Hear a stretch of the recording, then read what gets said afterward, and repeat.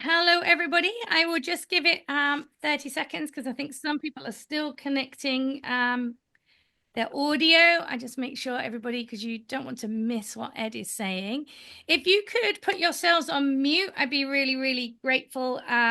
Just helps the sound quality for everybody else. Um, excellent. So I'm going to keep getting distracted. I think if people join after this second, they'll have to wait until Hello. I've done some chatting. So, as to say, if you could put yourselves on mute, that would Good be evening great. Um, on this Friday evening. um, yeah. So if everybody can go on mute, it's totally up to you. If you want to keep your cameras on, we'd love to see your faces, because Ed isn't going to have any slides because he's really good at presenting. I like the security of a few slides, but he's really good at this. So, welcome. It's a Friday afternoon for those of us in Europe, and good morning, anybody that's joining from America, like Ed. It's lovely to have you all here. I love running these masterclasses because there's definitely some familiar faces and names on the list. So some of you will have heard me say this loads of time, but before. But I always find doing data governance is really quite a lonely and challenging job at times. And it's really nice to be able to connect with other people and ask questions. And I'm really lucky that over the years I've managed to gather quite a growing number of what I call my data friends. And I was really thrilled when Ed The agreed state, to. stuff like that. So, Sorry, if you're just what joining, please can you put yourselves on mute? Um, we're getting interruptions for everybody.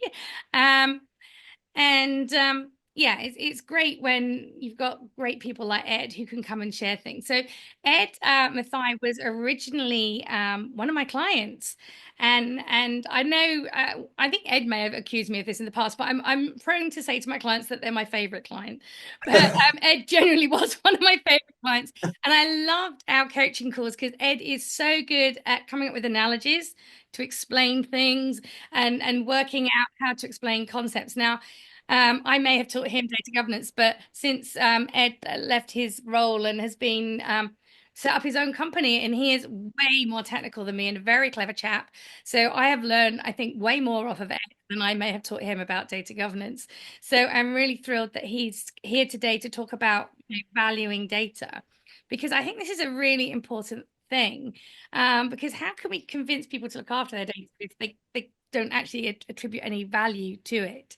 So I'm going to hand over to probably Ed. Do you want to introduce yourself a bit, Ed? And I'll let the next lot of people who were late, but I won't point that out to them when they come.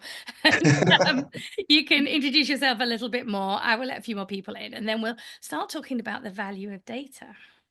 Absolutely. My name is Ed Mathia. I live in the north of the middle of the U.S. It's Wisconsin. So I probably actually have a cool,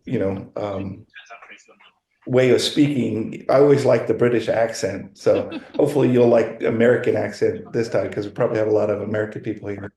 Um, I a little bit about myself as to, and you'll see this come out as we talk through what we're doing. I spent most of my life as a process guy.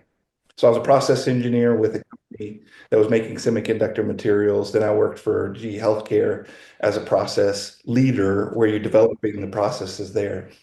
Anytime you develop a process or you're using a process and trying to make it better, you need data, and you need good data to do what you're trying to get done. And a lot of what we were trying to do was make the processes better, make them more cost efficient, and just fix them. And so later in my career, now I've used data all my life, um, because of the process focus. But as I went through time, you you start going, I need to fix this data instead of just look at it. So we started working towards fixing it. And I finally was working for GE Healthcare as a senior, the master data manager. And when you do that, I really wanted some help. And so I have to say, one of the best things I did when I got into that job is hire Nicola, because when you're in a position where people don't really understand what you're doing as a data governance person, it really is helpful to have an expert who says, no, he's doing the right thing. Because they'll go, no, that's not right. We want this to be done. Yeah, but that's not data governance. We can clean the data, but that's not data governance. It's going to go bad again, right? So that was the big focus in our life. It was to try to make sure Nicola's great. It really was helpful to to have that resource behind you when you were making presentations to the people. So that's where I'm going to be coming from mostly, is sort of a process background. Is that good enough, Nicola? That's perfect. Thank you, All Ed. right, good. So, I think, obviously to kick things off, this is all about the value of data. So I suppose, it would be really good to understand, are there different ways of perhaps valuing our data? Do we value all data the same? Well, all data is not valued the same, but we kind of know that. But where do you get the data from, right? How do you get value from your data? There's really two ways to do that. One way is to sell the data, right? There are firms that get the legal statutes in the US, firms that get the legal statutes and they sell those to the lawyers, because lawyers need to be able to find that information, but they don't want to have tons and tons of books. What they do is they hire these guys, they've documented, they can search through it all very quickly. So they're selling access to that data, is what they're doing. You could sell an API that provides weather information. And so you're providing data directly, you're selling that data. Most of the time, I don't talk about that. That's a very creative enterprise. There are ways to do it. You can, sell the data directly. You can offer the data for free and sell ads. You can tie it in. A lot of times people will tie it in as an extra, they sell this, they're in this business, but they provide this data to attract you. And so you can give it away to get more benefits from marketing. So those are ways that can happen. But what I think, and maybe Nicola, I'll ask you at the end, so be aware. I think most data that data governance people work with is internal data. This is the data that helps them run their business. It's really the process. You need data to be able to run your process, where this product's going to be sold. What are the Incoterms? What are the terms for who pays for the shipping, who pays for custom, who pays for all that? How many do we need to make? Do we have the raw materials in place? Those are the data governance. A lot of times, those are what causes our data governance. If you look at master data, that's really just a lot of times defining your product. It's the data that says, here's what you got to make. And so that oftentimes, I think, is where we have most of our value in our data.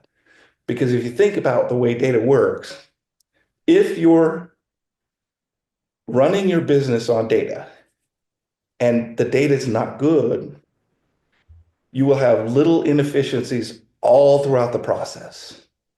If you have an automated system, an automated process, what'll happen is it'll go the wrong way. Something will be wrong. When I was working for that semiconductor material company, they used to say if they made a mistake on documenting what the requirements of the product was, you wasted a house. You bought a house. Because if the data was wrong, you put enough money into it to buy a house, right? It was the equivalent.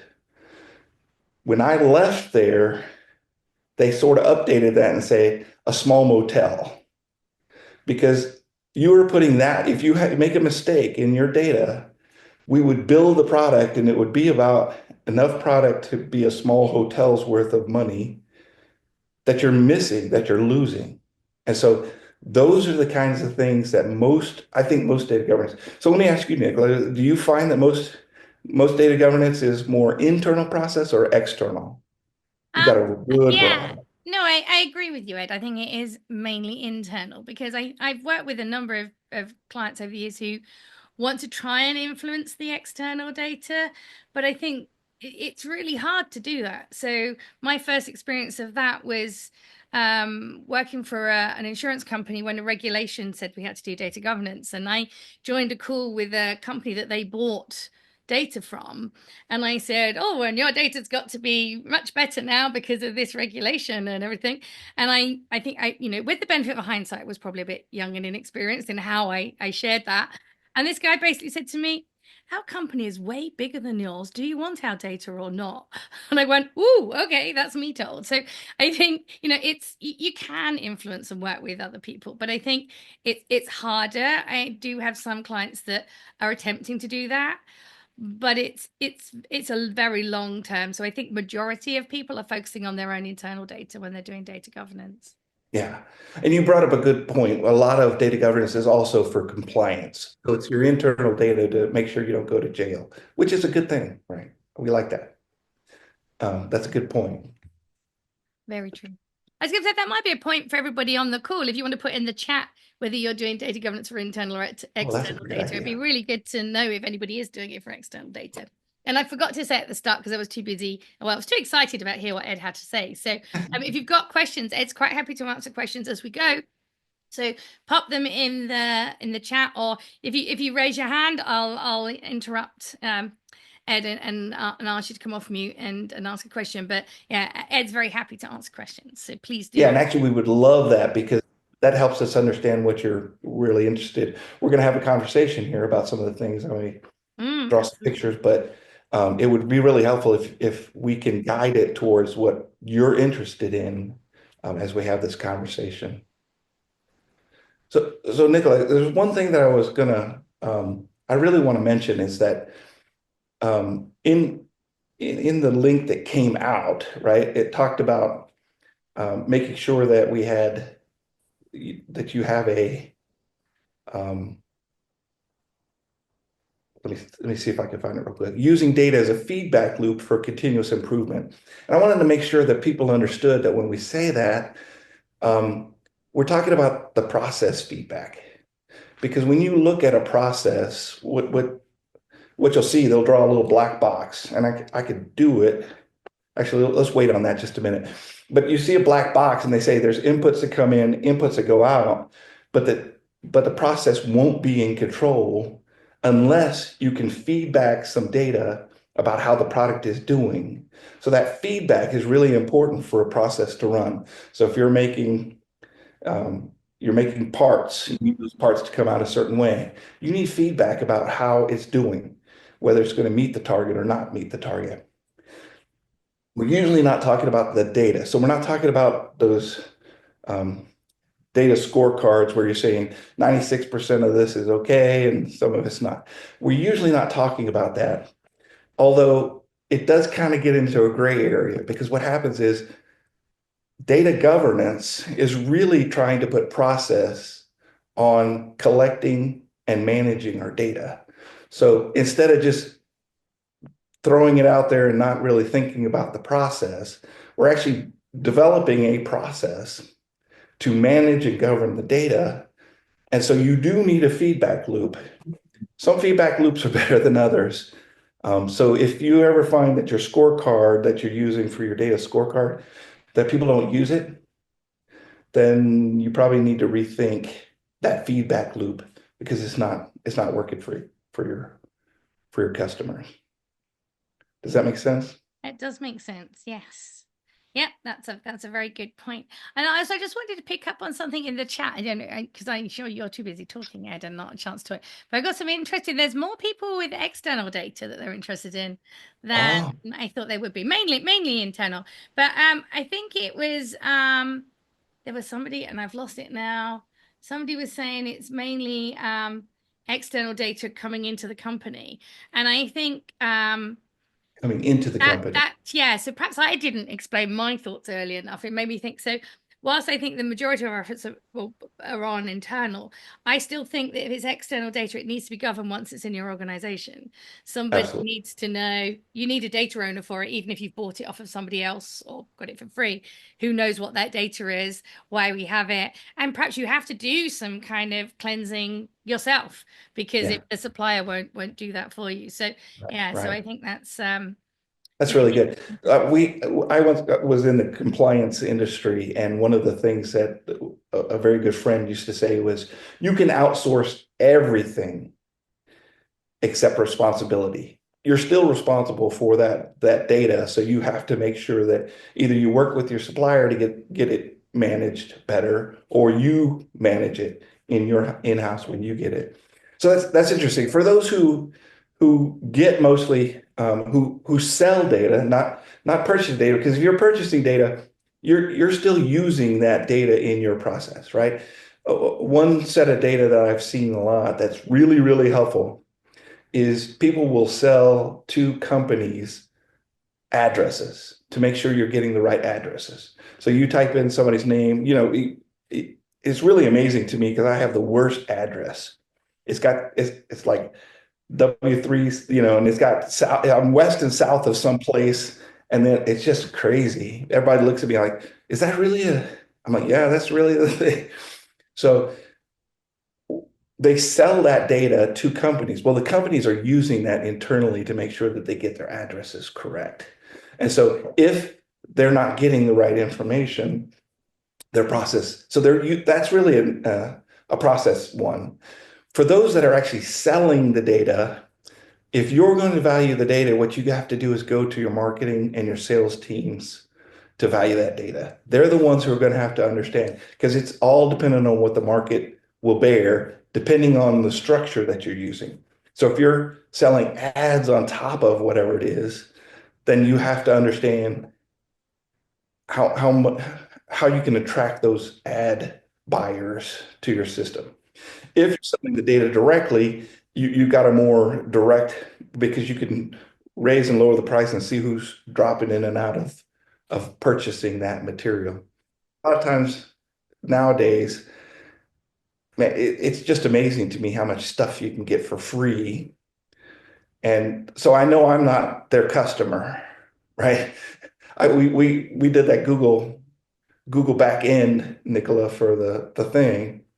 And most of that's free, right? Because they attract you with free stuff. And then when you get big enough, then you'll start paying for it.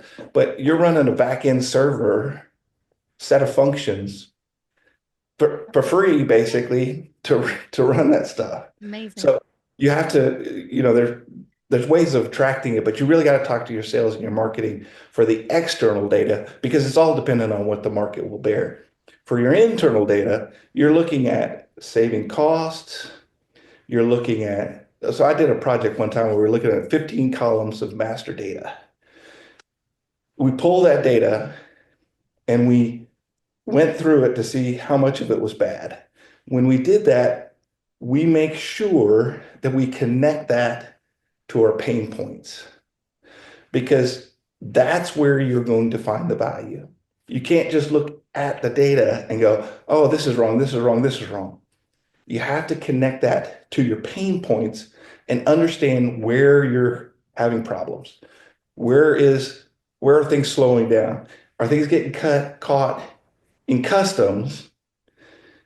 The company I was at, something would get caught in custom. For every time it got caught in customs, we paid $125 for a company to look at the data, correct it, and move it on. That's money, right? That's an efficiency.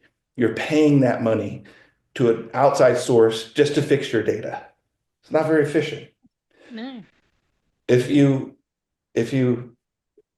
are late on your shipping, what you'll find is people then expedite the shipping to get it to the customer because they promised it on a certain date. Now you've raised your shipping costs because expediting is more expensive.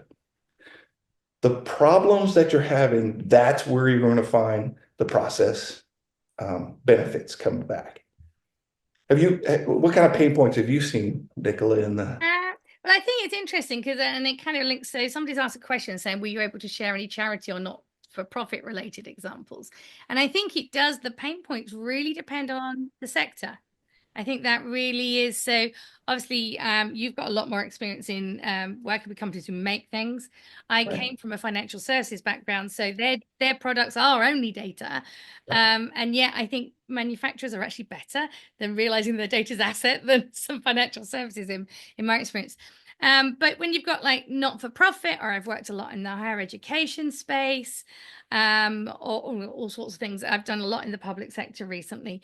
I think that the pain points, I think that they all come from the same problems with data. It's missing, it's incorrect, it's not granular enough, it's not timely, all those kind of things. But I think the impact is different. So and I think that's trying to work out what the pain point is for your organization is key, because otherwise you're not talking about it in ways that people think about it. So I had so thinking about a non-profit example, I had somebody on my training course from the RNIB. So for everybody not in the UK, that is the Royal is it the Royal National Society for the Protection of Birds or something like that. And I had this lady on the course, and she was just looking really frustrated all morning. And in the end, I said to her, what's wrong? And she said, this is really, really good and useful, but I don't know what I can say to get people at my organization to do this, because they're just not interested in data. They're only interested in birds. And it was kind of, and it was kind of said, well, what do you mean? And she said, well, we choose an endangered bird of the year. And every time you ask for budget or ask somebody to support what you're doing, they will say how many. And the year of that was terns, and said, how many terns will this save? And she couldn't answer in terms of data governance. So they were just going, no, thanks, go away, kind of thing. Yeah. And she said, so what am I going to tell them? And I said, you're going to tell them how many terns it's going to save. And she went, but I can't. And I said, well, you're going to have to. And so I think it's as far as they were concerned, that was their pain point.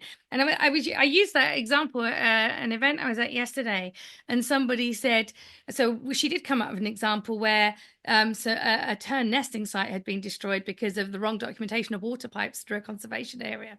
Oh, So she suddenly realized it and went, oh my God, there is something. But when I used it as an example yesterday at the event, somebody said, how do they even know that tern's an endangered bird? Perhaps the data was wrong, and there could have been another bird that they should have been protecting and focusing on. And you kind of go, and so I think this is the problem of, data is not generic. We can't say, here's a list of, this is the value of data. The pain points are going to be unique to you. And right. I trained a hospital late last year, the first hospital that I trained. And I asked them what their biggest pain was. And I assumed it was to do with something about patients and their treatment and everything. No, it was beds. And I went, beds. And I went, those things you sleep. Yeah, I know what a bed is. And I went, but why is that hard? But their pain point was that they couldn't agree what a bed was. So Yeah. if somebody said, how many beds have we got, Ed? You couldn't just go, because well, can't you walk around the hospital and count them? But is that a bed that's got a patient in it? Is it a bed that's available for a patient to use? Right. Is it a bed that's in the loading bay waiting to be repaired? And so I think there's all sorts of pains that come, and to be fair, they're life threatening as well. I worked with the Ministry of Defence in the UK, and people die on the front lines of wars because they don't get the right equipment because the data was wrong. So that's really the ultimate pain point. Yeah, yeah, that's really bad. And one of the things you said that I thought was really good, um, you were talking about the turns and the data being bad, and that she's like, well, how am I going to tell what the turns is? And one of and I understand that concern, right? But one of the things that I like to try to get people to understand is that there's usually when you have problems with your data, it's because it causes decisions to happen. But there are times, if it's automated, then it happens immediately and all the time, right? But if you have people in the loop, sometimes they'll go, whoa, whoa, whoa, this is not right. We got to fix it, right? So you have a little bit of a chance to fix that.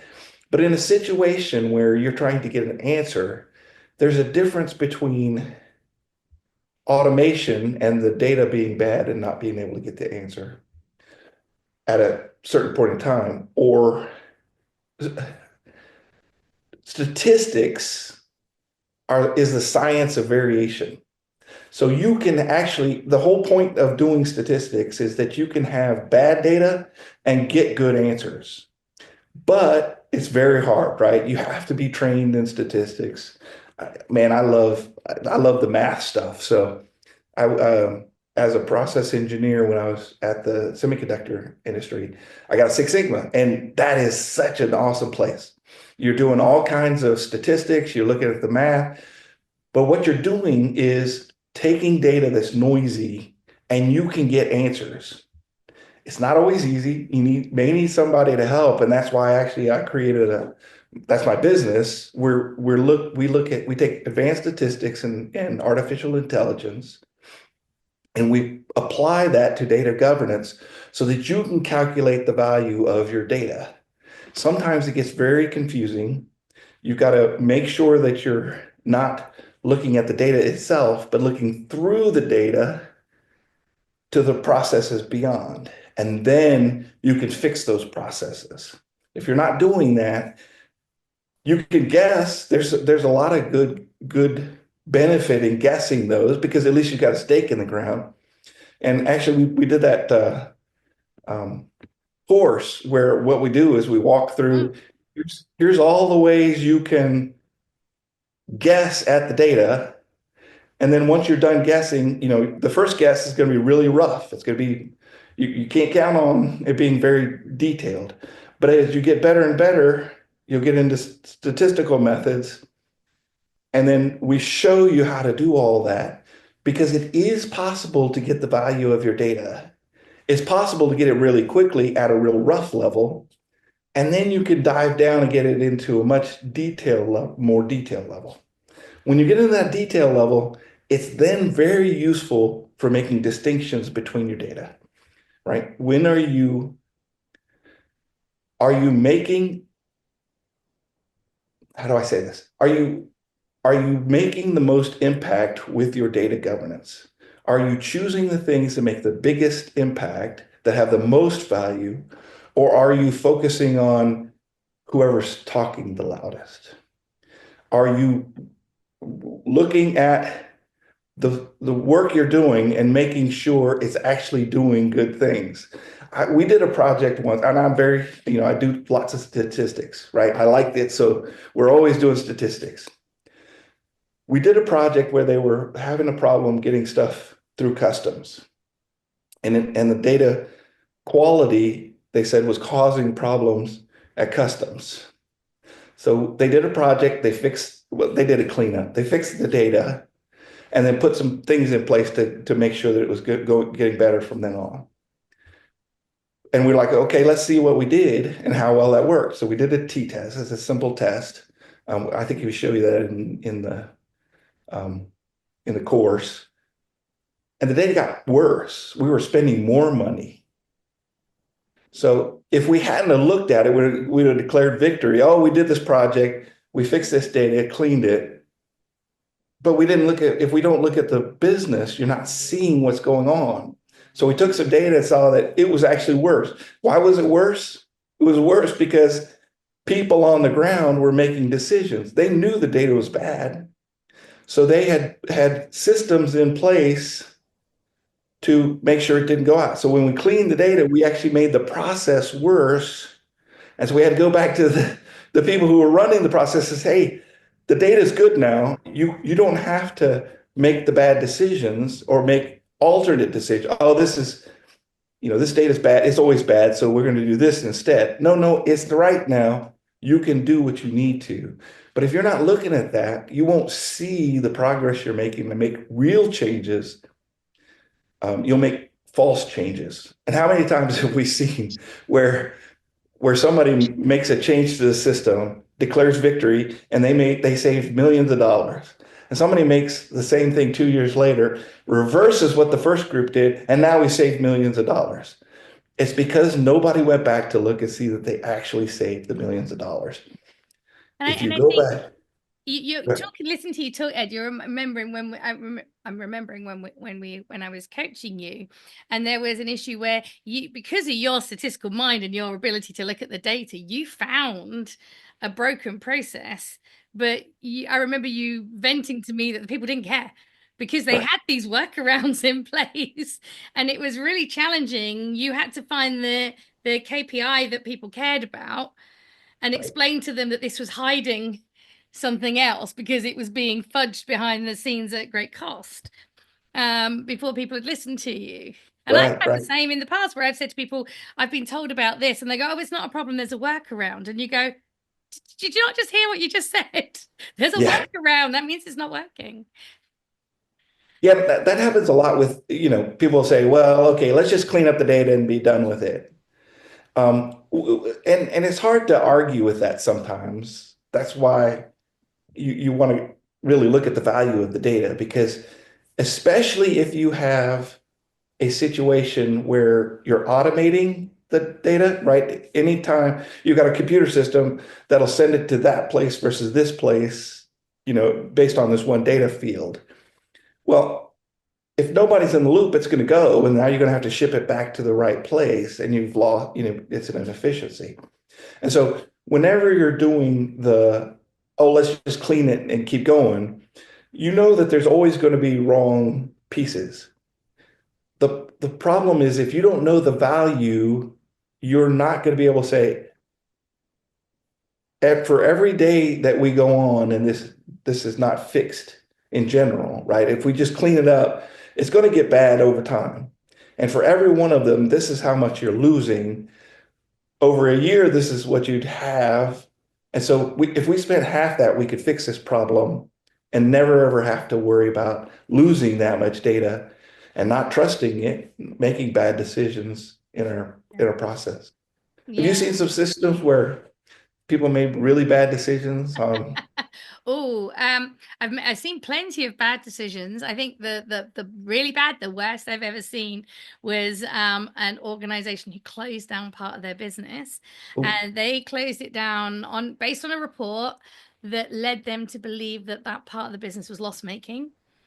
And so the data was not actually wrong, as you know, but it included data that shouldn't have been in that, and it skewed the results. So the board concluded that this part of the business was loss making. The sensible thing to do is to close it down. They had huge negative publicity. It went really badly. And then about 6 months later, I think somebody in the data analytics team went, excuse me, I've just looked at this for some reason and I've noticed that you had data from other departments in there that was skewing it. And if you strip them out, it was profit making, but they genuinely felt that it was too much of perhaps a reputational thing to reopen. And that's kind of crazy. That's probably the worst I've heard.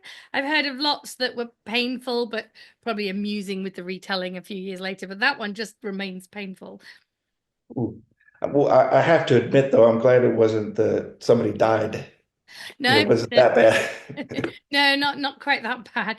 Although it's this is perfectly it's available online, but it's going back many years now. But an RAF Nimrod plane crashed onto a school in, I think it was Afghanistan, many years ago, killing people, Wow. including the pilot, and that data was part of it. So if anybody's interested in finding out about that, it's called the Haddon Cave report. So there was a whole inquiry run by Sir Haddon Cave or Lord, whatever his name was. And they concluded that there's two types of O-rings, and one's made of some softer metal, one's made of a harder metal. The harder metal one should absolutely be the only one used on airplanes, but the other one was used on jeeps or something which didn't get quite the same stresses. But the wrong one was put on there because they were both O-rings of the same dimensions. At some point, somebody, without understanding that, had put the same code on them, and yeah, they did that. So yeah, so it's Aaron's asked what's that report? It's Haddon Cave. When Ed's next talking, I'll see if I can find the link to it. I haven't read it for a long time. But Brian's asked a question. He's asked could he ask what an example of broken data is? I think when there's so many examples, but I don't know what do you think is a good example? Yeah, you're absolutely right. First of all, what is a good example of bad data? Um, there's so many ways data can go bad, right? First of all, it could just be missing. Nobody put it in. When you look at the columns, you see that it's not there. Um, it could be that the data that you have in that field is incorrect, right? You're saying that the Incoterm is one thing, but it's another. It should be another because of some other reason. It could be that somebody put in extra data that shouldn't be in there. Um, I saw one time, and it could be that the data is right, it's just not right. Let me explain that one. We had a situation where this was during the COVID slowdown. I was at GE, and they wanted to ship. They rented an airplane because shipping was such a problem. They rented an airplane to deliver some stuff, and it was okay to rent that because they were making so much money on it was an MRI system that they were shipping. So they're making lots of money, but those MRIs aren't that big and the planes are that big. So they had extra space and people wanted to ship and couldn't get shipping done. All the shippers had slowed down. One of the key things when you're shipping is how big the package is and how much it weighs. Because if you're shipping by a plane, you have to know the weight and how it's distributed on the plane, or else it goes down. And so they were taking this one field that was the weight from this column in the shipping data. And what they found was several parts would be 3 pounds or 1,500 pounds. Well, how do you get one part that's either 3 pounds or 1,500 pounds? Well, the data in that field, when you took a look at it, it was actually the average weight of the parts in that shipment. So if you shipped a 1,500 pound MRI and you shipped um, a 2 ounce sensor with it, they were shipping both of those parts. They'd average those and you'd have a 700. And so the data was correct. This was for shipping. The data was correct. That was the average of each shipment. You take the total weight.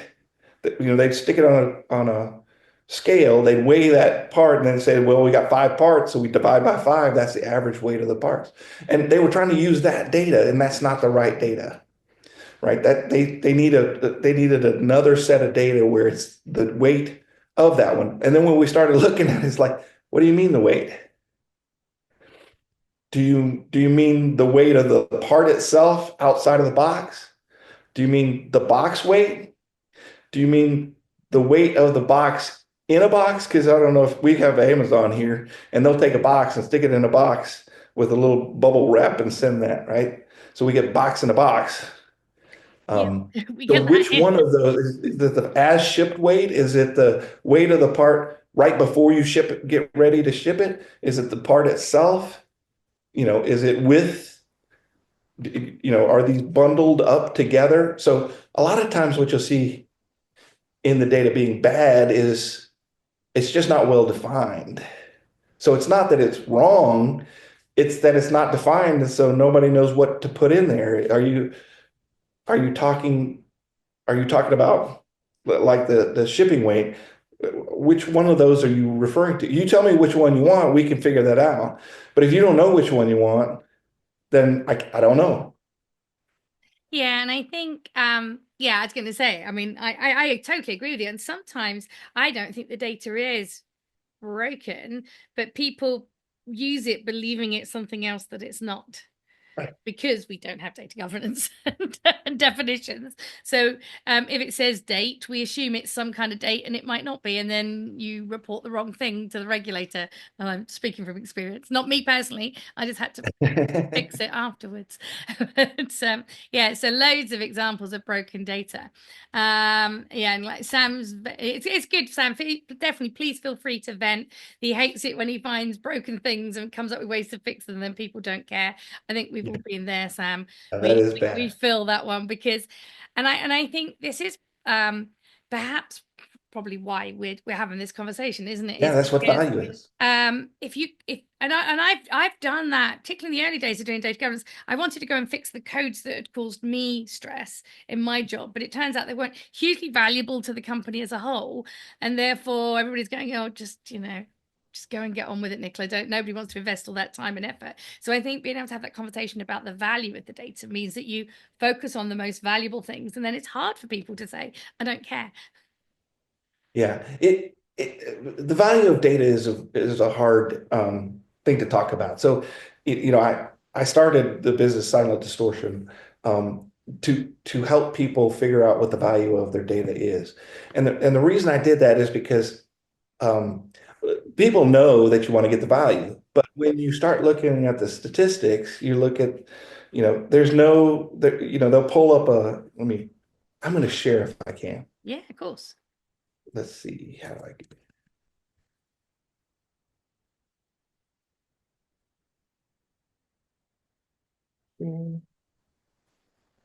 It's not coming through yet, Ed.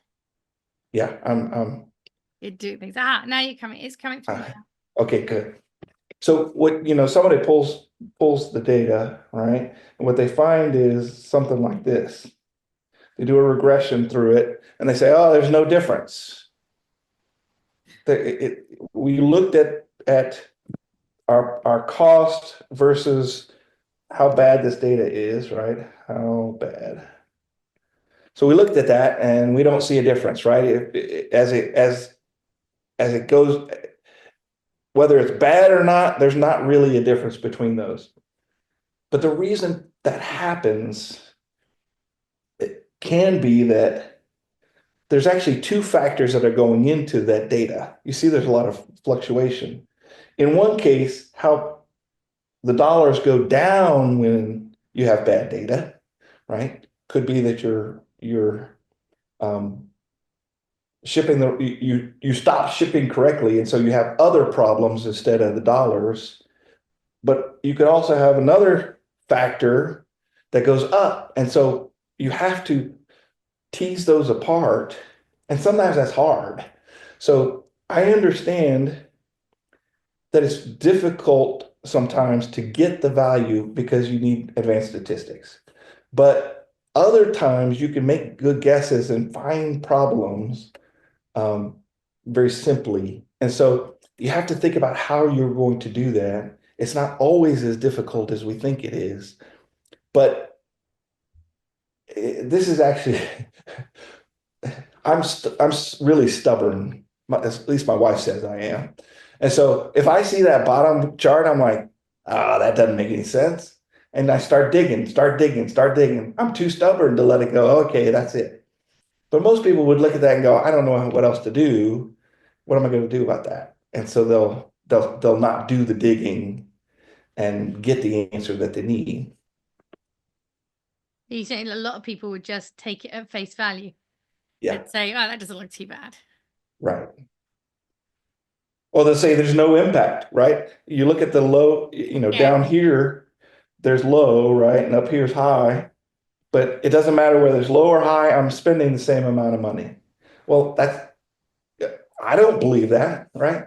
I can't believe that I got low and high and I get nothing. But if it's because you got to split it out and find out where the impact is.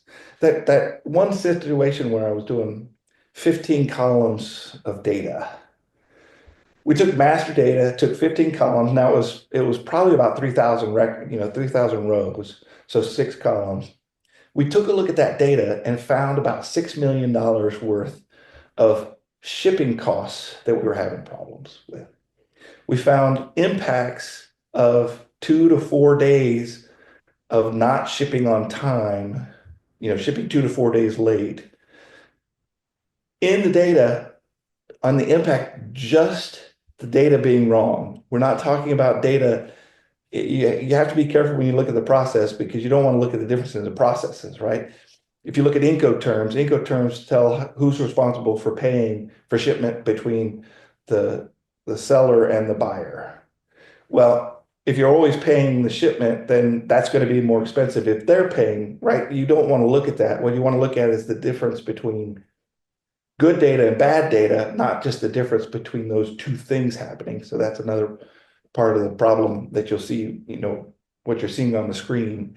That could be one of the factors that causes you not to see the difference. But you have to be able to sort those out to pinpoint on where the problem is.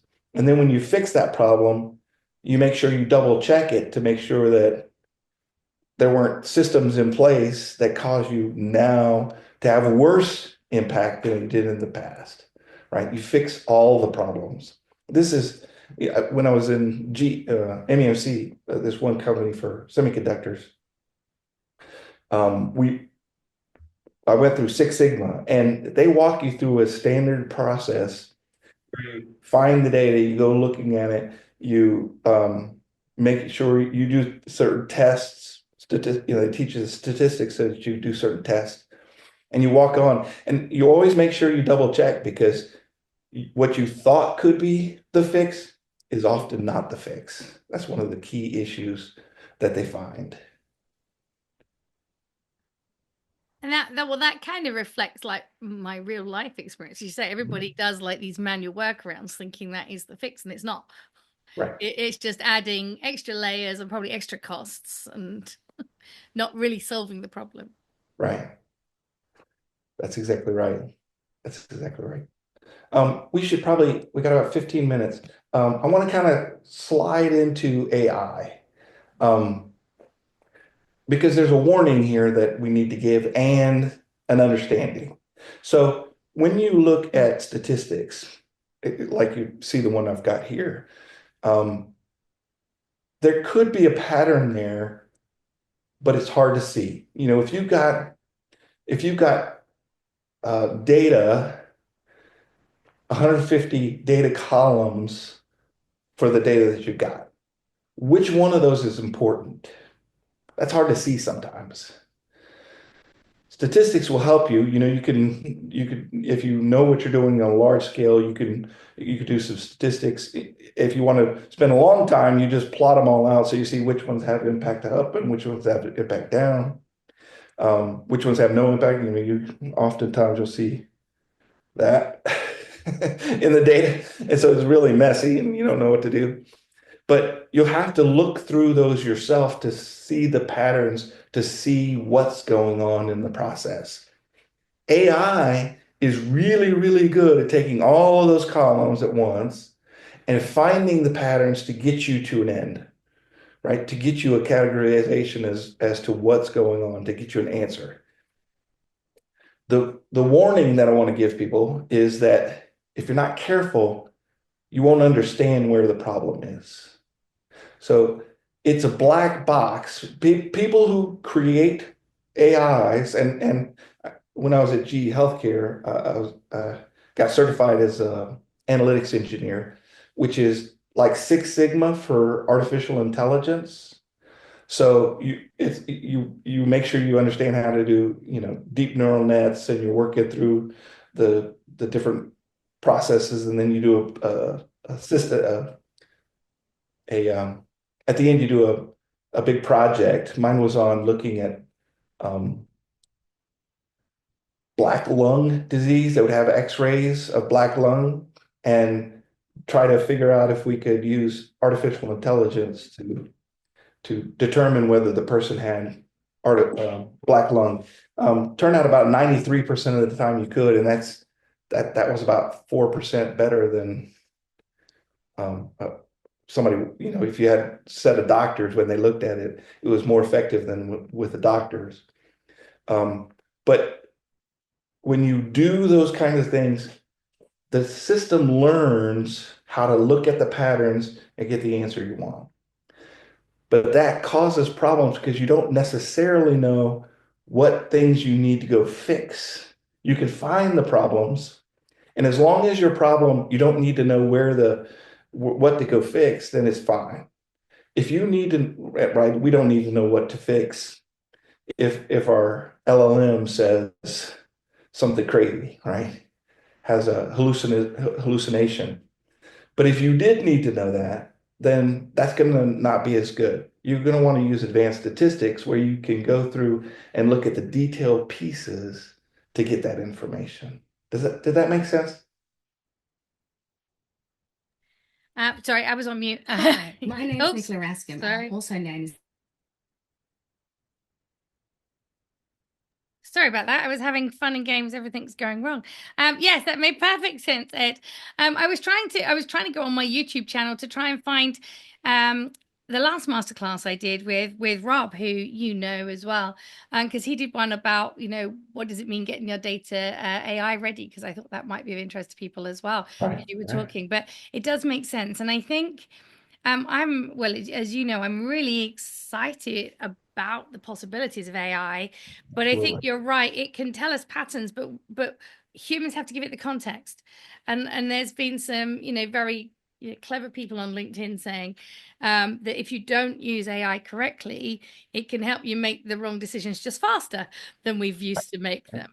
So it's got the potential to help us, but you've got to do it in the right way, haven't you? Absolutely, absolutely.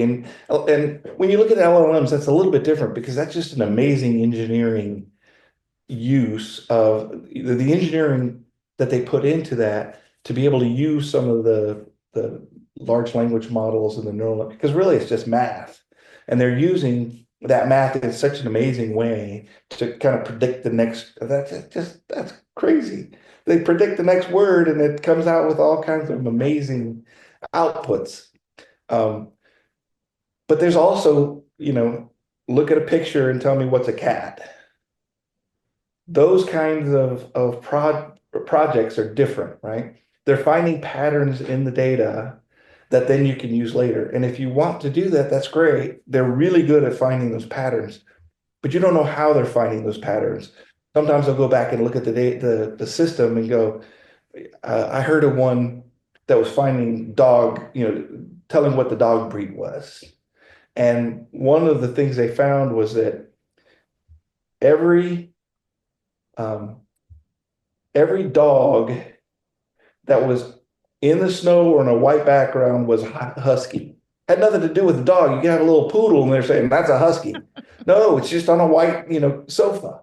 So the system had learned that huskies are usually in the snow. The pictures of huskies, they're in the snow, and so a white background means it's a husky, except when it's a sofa with a little tiny poodle or a chihuahua. So But you it have should. to. I was at there's a massive women in data conference in the UK that's held once a year, and I was there a couple of weeks ago, and obviously there was a lot of conversation about AI, and actually there was a lady was given an example, and obviously she was not doing dogs, but she was saying how if you feed obviously gender biased information to AIs, they actually magnify it. Because she Yeah. said there was this example one where an AI model was fed images, and it I think it was something like 30% of the images had females in kitchens. But by the time you then asked it how many pictures had women in kitchens, it said 60%, because it just worked out that if it was a woman in a kitchen, that meant that's what women did. So therefore, if there was a picture of a man in a kitchen, that made him a woman. Yeah. So it was Yeah. magnifying the mistake, though it was kind of thing. And so the Gen AI can then get even worse. And I think that's why it's so important. People don't understand that this is why we have to understand the data that we're feeding our AI. Right. Right. Because, Right. everybody goes, oh, we don't want unconscious bias. There's probably conscious bias as well. But we get our data wrong, and they're just going to get carried away and magnify those mistakes for us. So there's one, Brian Power says, from your experience, what is one key piece of advice that you would give to clients to ensure that their data remains clean, well organized, and accessible? Is there a common pattern or practice that you've noticed that companies would change to quickly improve their data governance? Ooh, I think my answer is probably similar to Mario. I don't think there's a quick fix, really. I don't know. It's a good question though, Brian.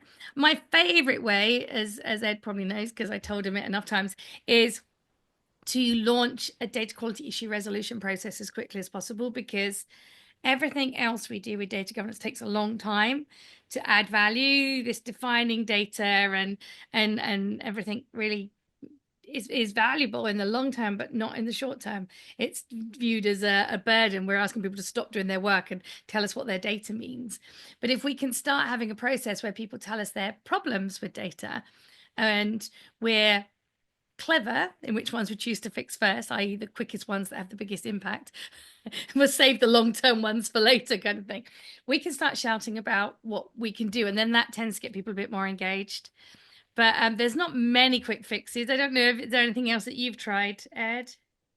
Yeah, well, the topic we're on right now is really, I think, kind of key, but it's not done as often as it should be done because if you if you're talking to an executive about creating getting them involved in fixing the data, in fixing your processes that generate the data, they want to know about what you're fixing, right? It's really nice to go up there and say, oh, we want to fix. Gartner says that we should fix our data, so we want to fix our data. Well, Gartner doesn't know your company. They don't know what you're doing. But if you can go into an executive and say, we're losing $6 million a year because these 15 columns have bad data in them. We want to fix this process to make sure that we're getting good data. We'll save you $6 million a year. That's going to get a different reaction from your executive. Sometimes that's hard. So if you need help, come get me. I'll help you look through your data. We'll make sure we tie that to the pain points that you have to understand where the value is, what you can fix, and work through those process kind of problems. I think that's what I would suggest. But yours is the best, right? If you're not going to do that, if you're not going to spend some time finding the value, get people involved immediately by telling people like to complain. So all you do is get them to start complaining and they bring you information. You can start working through those pain points and it's a slower process because you're not focusing directly on the value of the data. You're looking at people complaining. Well, if you could stop people complaining, that also gets executives attention. That's very true. I've got a friend who I worked with many years ago, and he's taken this whole thing and created his own methodology for pain point analysis. Whereas I just tend to, a bit like you, just do a group therapy session and get everybody to tell me all their problems and vent. But Niels is very structured and has a whole questionnaire. So I had him on a podcast, and we talked about his pain point analysis. Which I think is a really good one. So if in the final minutes before we finish, if I can find the link, I will include that as well for anybody who's interested, because Nils is another one of my great. I'm really lucky. I have some really good data friends who are very clever and willing to share their ideas. So we're kind of running out of time. Has anybody got any final questions they wanted to ask Ed? Or Ed, was there something that you really wanted to share that you haven't yet? Because I can't believe We could hours probably tell gone. them what kind of resources might be available for them.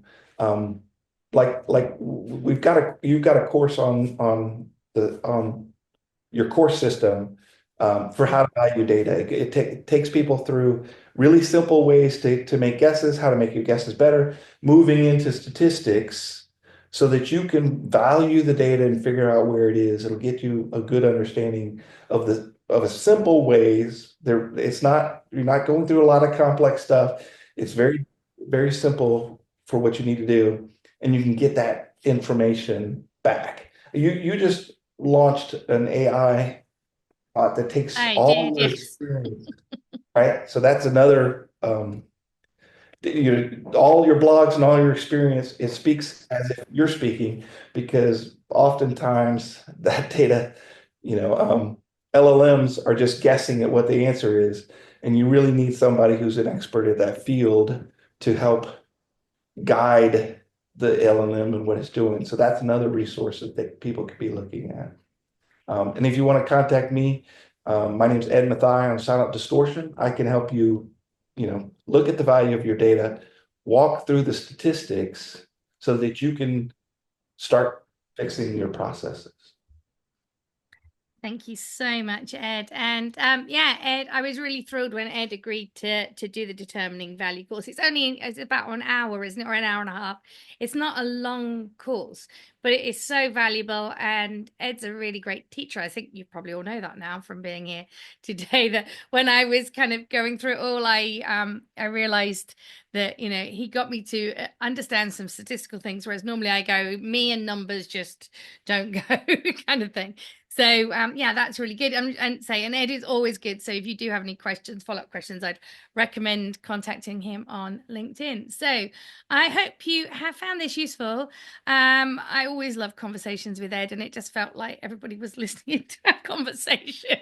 But I hope you have all found it useful. And we are going to record this, or we have recorded this. So it might be one you want to go back and listen to again, because Ed always shares loads of things. I always have to go back and try and absorb everything he's told me.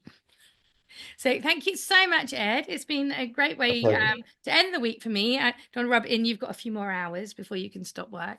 Yeah, that's right. Thank you, everybody, for joining us. And hopefully we'll see you on another masterclass soon, because this is not the first masterclass Ed's done with me. You were at a panel of people, and I'm sure it won't be the last. So lovely to see you all today, and have a lovely weekend. See you all soon.